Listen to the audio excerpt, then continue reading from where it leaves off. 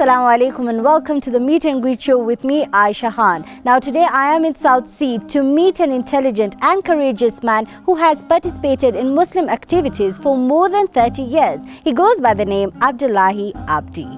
Sheikh Abdullahi Abdi is one of the most prominent advocates for Muslims and human rights in Kenya. His contribution goes as far as being the chairman of the National Muslim Leaders Forum, CEO of Northern Aid, chairman of the National Governing Council for New Partnerships for Africa's Development. He has been a vocal supporter of the 2010 Kenyan Constitution, which included provisions allowing Muslim litigants to press civil cases in Qadi courts.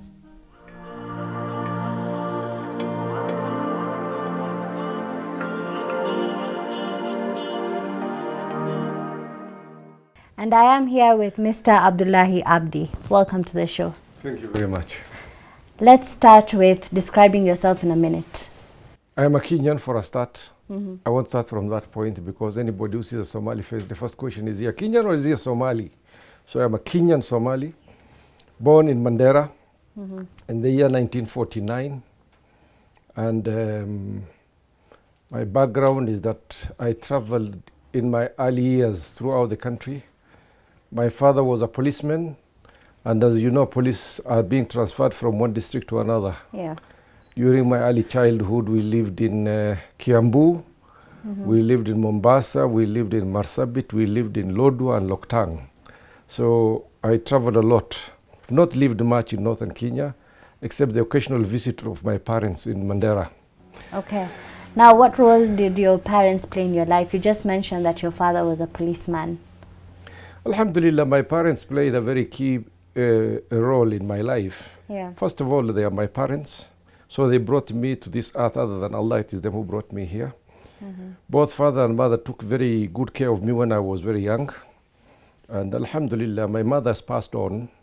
May Allah place her in Jannatul Firdaus. Amen. My father is still alive. My father is 116 years old now. MashaAllah. He's living in Elwak in Mandera County. Yeah. As far as being brought up by my parents is concerned, of course they brought me up, they took me to school, they educated me, they fed me, and they nurtured me to what I am now. Other than that, a few things that probably is worth mentioning.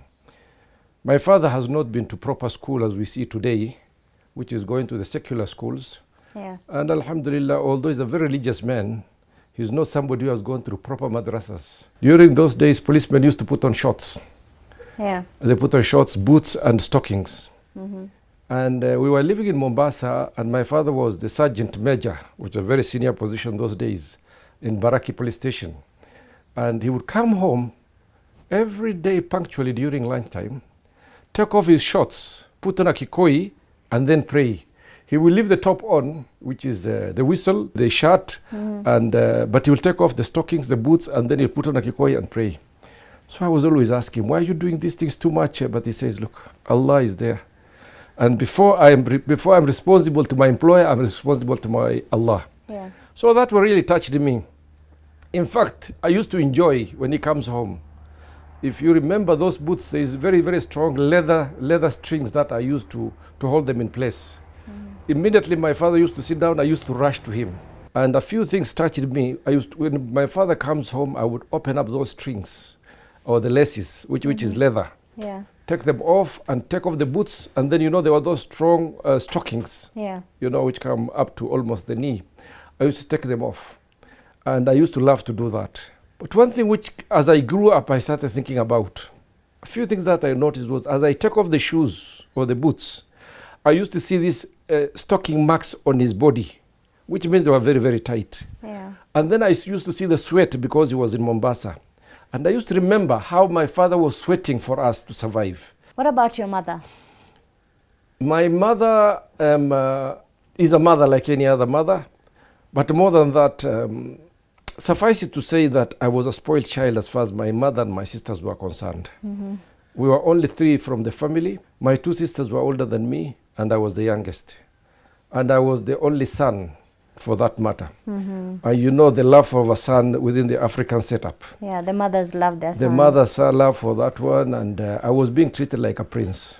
Literally getting everything that I wanted. Nobody could touch me. Even my father could not say anything to me.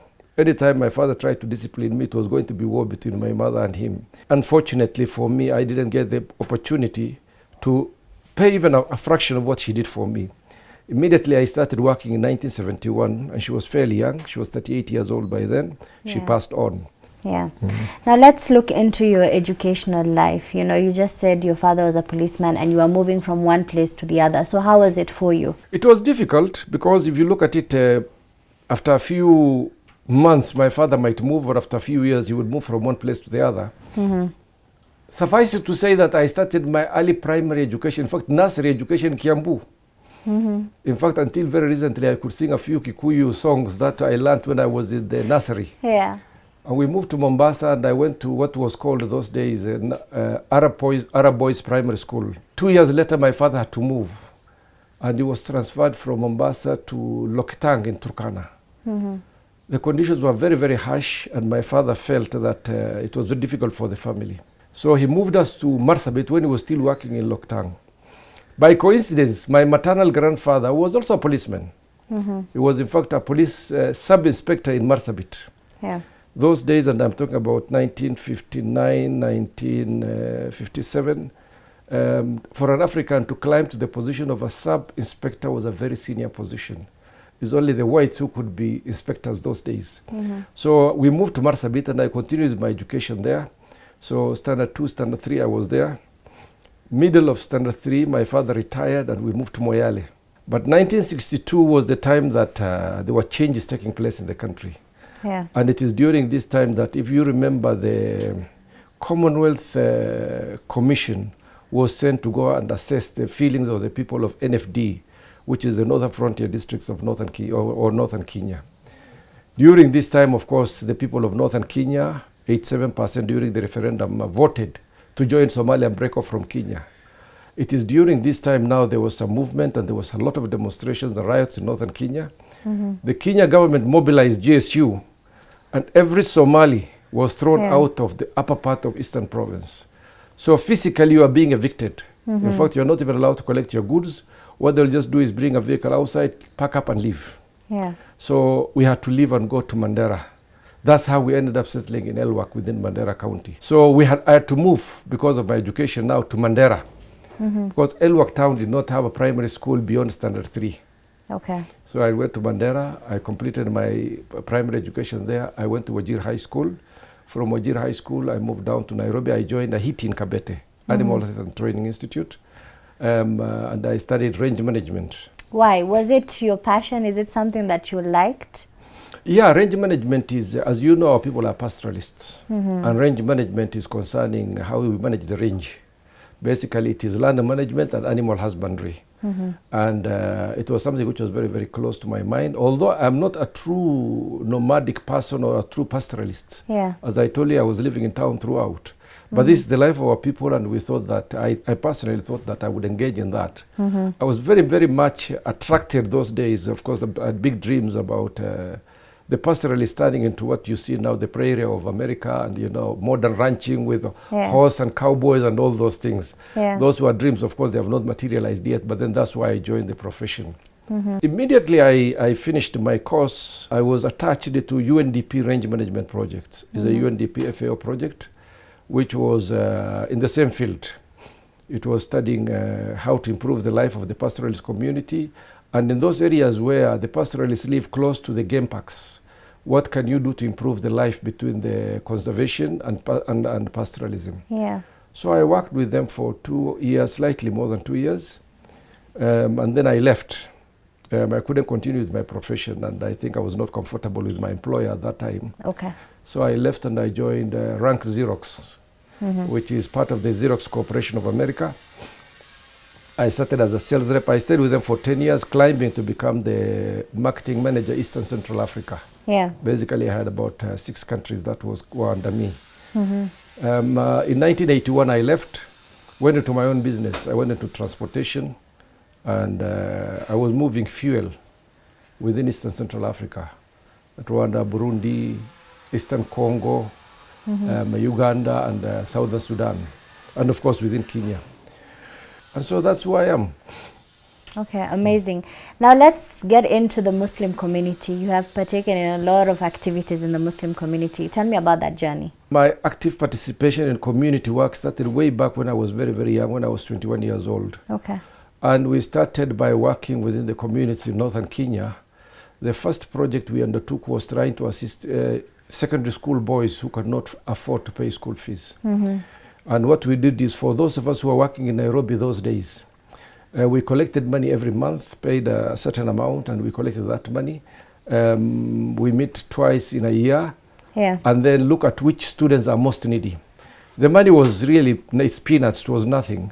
But it was self-satisfying that even if we are sponsoring 3 or 5 students a year, we felt that we have done something for the community. Early 1980, 80, 81. Of course, this report is no longer a secret that the military was up in northern Kenya beating people, torturing people, and killing people. And this was going on. So as a test case, we decided to try out something. And we brought 2 victims of military torture from Ramu, which is in Mandera. We were abandoned by everybody. When I say us, is a few people, very few people. It was the councillor of Ramu at that particular time, and the rest of us were in Nairobi. And there are no buses, and there are roadblocks all along. And these issues are well known to everybody. So we had to smuggle these 2 people all the way from Ramu to Mandera town, through Wajir, Garissa to Nairobi. So basically we prepared people that move them. Once they get close town, they get off the trucks. Then they move, they circumvent the town. They come up behind the roadblocks on foot. Then we pick them up again until we brought them to Nairobi. We hired a lawyer for them. He brought them to the 2 MPs of that time, and unfortunately both of them were not willing. It was very, very sensitive. It was the Kanu days, and the MPs were Kanu. Naturally, you get involved in that thing, you can be thrown out, expelled, and you lose your seat. So they didn't want to cooperate. In fact, they didn't want to be associated, not only cooperate. We took these people to Haminwa and Haminwa.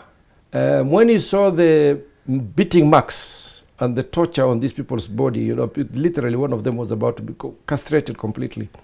So when he saw this thing, he was really moved, and he did it pro bono. He did not charge us a shilling.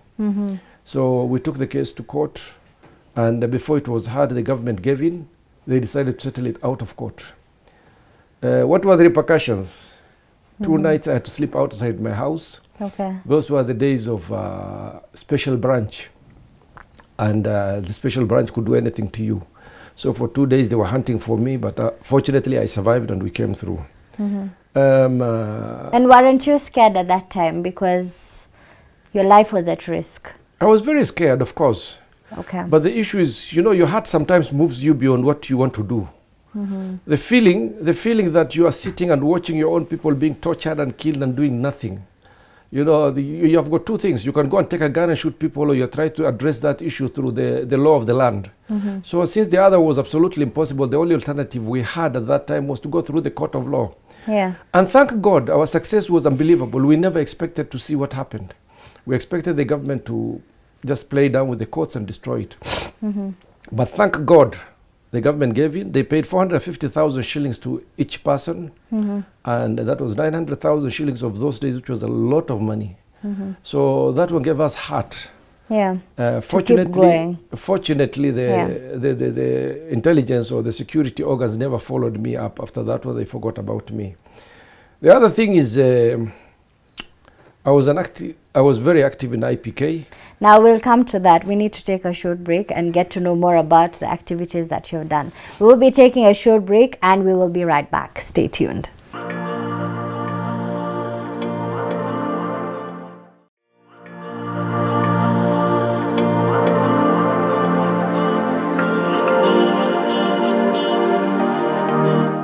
Welcome back to the show. For those of you who are joining us right now, I am with Mr. Abdullahi Abdi, who in the first segment has talked about his journey, whereby he has been very selfless and put himself behind and put others in front, and has been in the Muslim community, you know, striving for the excellence of the Muslim community for more than 30 years. Now let's get to know more about his story. Welcome back to the show.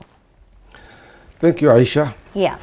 I was at this point when I was telling you that I participated in the IPK activities. IPK is the Islamic Party of Kenya. And As you may be aware, after the abolition of the one-party state, Yeah. and multipartyism started in Kenya, there was a scramble for parties to be formed. And the leaders of all these parties happened to come from different communities and different regions of this country.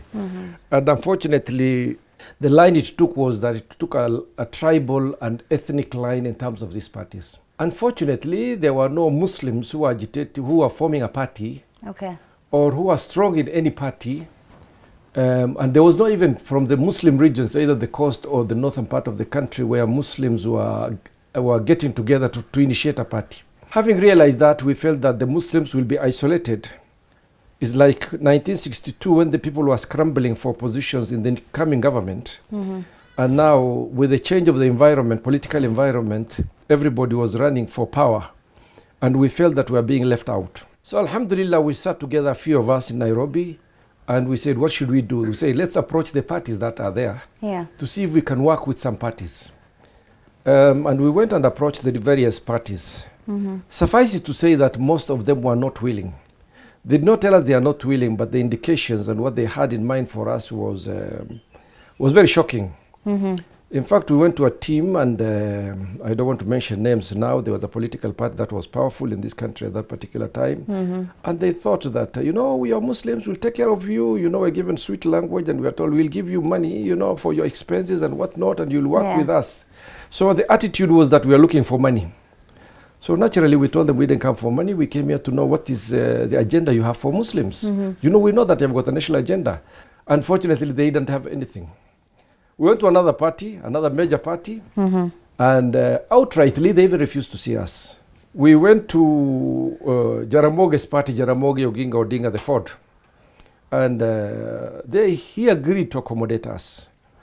But we said, before we join them, let us try to form our own party. We sat down together, we looked at what is it that the Muslims need in this country. We need political power, and you cannot get political power without mobilizing your people. Governments negotiate on the basis of the clout you have. The clout comes in the form of participation in politics. Participation in politics comes in terms of voting, and your voice must be heard. So it's a question of fear, it's not a question of love. And that fear was what was completely lacking. The people of northern Kenya have been beaten to a level by they have been subdued. They are subservient to any government officer who is in that area. Not even to mention about government in Nairobi. So they will always toe the line of the government. It is blasphemy to be against the government. The people of the coast were, of course, they have not gone through the martial law that the people of northern Kenya went through. But I think after the loss of the coastal strip, they surrendered themselves to the upcountry people. So they felt that actually that they are being governed and there's nothing you can do. Yesterday we are part of a government in Zanzibar. Now there are new governors from Nairobi. Whites replaced it by the blacks. So they just surrendered and gave themselves in. So it is this situation that we found the Muslims were in. The few political leaders who were there were just towing the line of the government. They would not speak anything against the government, not even speaking for their own people. So our analysis came to a conclusion that what we need is to wake up the Muslims. They are in a slumber, you need to wake them up. So we thought the best way to wake them up is to register a political party. And that is how IPK came into play. That's how IPK came in, and actually the most interesting is the word IPK. Why Islamic Party of Kenya? We knew that any party or any movement that was an Islamic name will not be registered. But we knew that if it is rejected, the Muslims will rise. Just as we predicted, it was rejected. And alhamdulillah, the Muslims rose. Amazing. But you come to see that IPK died. What was the reason to that? IPK did not die. IPK was killed. IPK as a movement was very, very successful. IPK achieved its objective, one of the major objectives, which is to awaken the Muslim. And the Muslim youth woke up. They were demonstrating, and the demonstration is part of the law of the land. But the government felt, as normal, anything Islamic is a threat. So they came with very, very strong armed tactics. IPK achieved some of what it wanted. not directly through members of IPK. It is during this time that 5 Muslims were appointed as positions of ambassador. Okay. They were all pro-Kanu government, but that was caused by the activities of IPK. How was it killed? The government went out and formed a party which was called the Ummah Party. Ummah Party was created by the government specifically to go and split up the Muslims. You know, they had a lot of money and they started to divide the Muslims and so on and so forth. The Muslims were used. I don't want to mention his name, but those same Muslims later on became victims of their own action. History has judged them right. You can go into history books and see that. It's clear, all this thing is recorded. Then following that, of course, the party was banned. Yeah. Meanwhile, what we did was we joined up with the Jaramogi's party, which is the Ford. We fielded our first candidate. Rashid Muzee contested and he came in with a landslide. He did not have the resource, he didn't have anything, but he came through. Other candidates also came through, other political parties, but through Ford, the party needed our endorsement. Unfortunately, then IPK lost its power, and we went back to our normal Muslim state of, you know, being split up into all the different political parties. Our unity started dying out. Of course, what happened is a lot of Kenya Muslims left Kenya, youth, went to UK. Yeah. And a lot of them sought political asylum because of IPK. The last report I had is close to about 3,000 Muslim youth were admitted into UK because of IPK. By the way, in between these things, between IPK and NAMLEF, it doesn't mean that as Muslims or as Muslim leaders, we did not do anything. Our activities were going all the time. Whether it is under a properly designed, institutionalized group, or whether it's at individual level. But we continuously participated in terms of looking at the rights of the Muslim and looking at opportunities for Muslims and supporting them in whatever way we could. NAMLEF was initiated as a result of the same problems that we saw. The split within the Muslims, the leadership which did not speak with one voice, a lot of organizations working independently, and every organization looking after its own individual interest, not the interest of the Ummah. Having realized, then we sat down, we said, what should we do? Let's bring all the Muslim organizations together, and at least on political issues and social issues, socio-economic issues, let's speak with one voice. Okay. They are Dawa organizations, they are educational institutions, they are institutions that are supporting health matters, and so on. But we said, when it comes to issues of politics, or when it comes to socio-economic matters, let us speak with one voice. So the question is, what is that one voice? Yeah. So for a very long time, you know, Supreme Council has been in existence, I think, formed almost about 30 years before that. And it was the one viewed as the mouthpiece for the Muslims in the country. Regretfully, Supreme Council has never in its life spoken for Muslims in the manner required. Okay. They might have attempted once or twice, depending on the leadership that was there. But Supreme Council, and I should say this boldly, and I think Muslims should know about this thing, just like Bakwata or the Uganda Muslim Organization, is set up by the government. And it is always to be used as a tool by the government. Work with the government. But please, when it comes to Muslim issues, you know, advocate for them. Unfortunately, it was not possible. So we thought when NAMLEF came into existence, we should bring them along, and then we influence some of the decisions they take and speak for the Muslims. We proposed, and we did so. The chairman of Supreme Council at that particular time, who was Al-Busaidi, we was the chairman of NAMLEF. Okay. So we told him, you lead us, but get our views when you go to press conference and whatnot, or when you're dealing with issues, and let's speak with one voice. Unfortunately, 3 months down the line, when we called the meeting was boycotted by SUPKEM. They refused to come. There is this fear with SUPKEM that any Muslim institution that comes out which becomes strong becomes a threat to them. So it is to stop any movement that is going to be running counter or parallel to them. So because of that, they pulled out. Okay. Naturally, we felt that there was a gap that needed to be filled. And we said, okay, let's give them their peace. Let us do our things on our own. That is how NAMLEF came into existence. And that's why you saw NAMLEF being more vocal than most of the other institutions in the country. Okay. Now, what do you think is the main problem with the Muslim community, having had experience for more than 30 years? First, I want to blame the Muslims in total. Okay. I don't know how many Muslims take active participation in Muslim activities. A lot of Muslims are very generous. They'll give out the handout to the poor. A number of them who are wealthy will construct mosques. A number of them will pay money for madrasas, buy juzus and support the poor. But how many of them stand up for the rights of the Muslims? How many of them? Or how many of them will be willing to stand up for the rights of the Muslims? How many of them would participate in Muslim activity, socio-economic, political? How many of them? Unfortunately, they are very, very few, I can assure you that. Let them not participate. How many of them who are wealthy will be willing to support activities like that? Very few. Unfortunately, most of us have been brainwashed to think Western, which is what is materialism. So the first thing we look for is wealth. Number two is our comfort. So we will want to run around, make money, buy houses, educate our children, take care of those things. And then as a result of all those things, you feel, I appreciate what Allah has done for me. I will pay 1,000 shillings. I'll pay 1,000 shillings to support the Muslims. So it is this type of thing that keeps them away. So to answer your question, unfortunately, and I have to say this, there is no genuine Muslim respected leadership in this country, as I sit and talk to you today.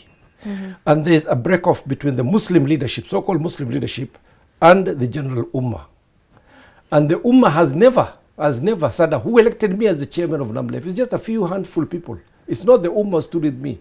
Who elected Supreme Council officials? It is themselves who elected themselves.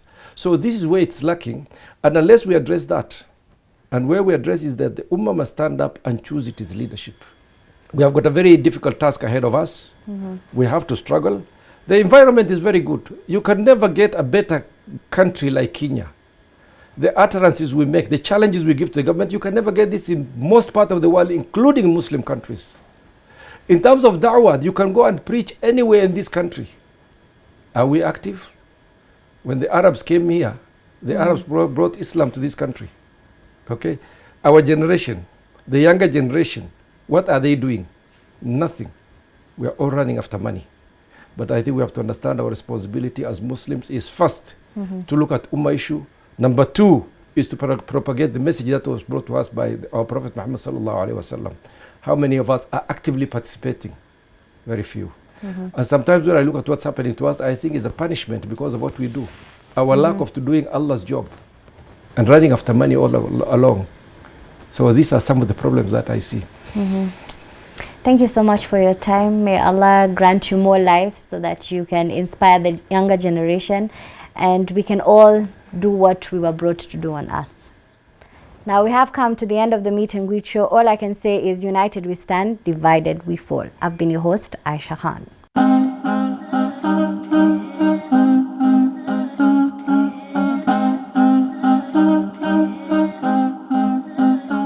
We give thanks and praise to Allah for what we are. Mashallah, tabarakallah.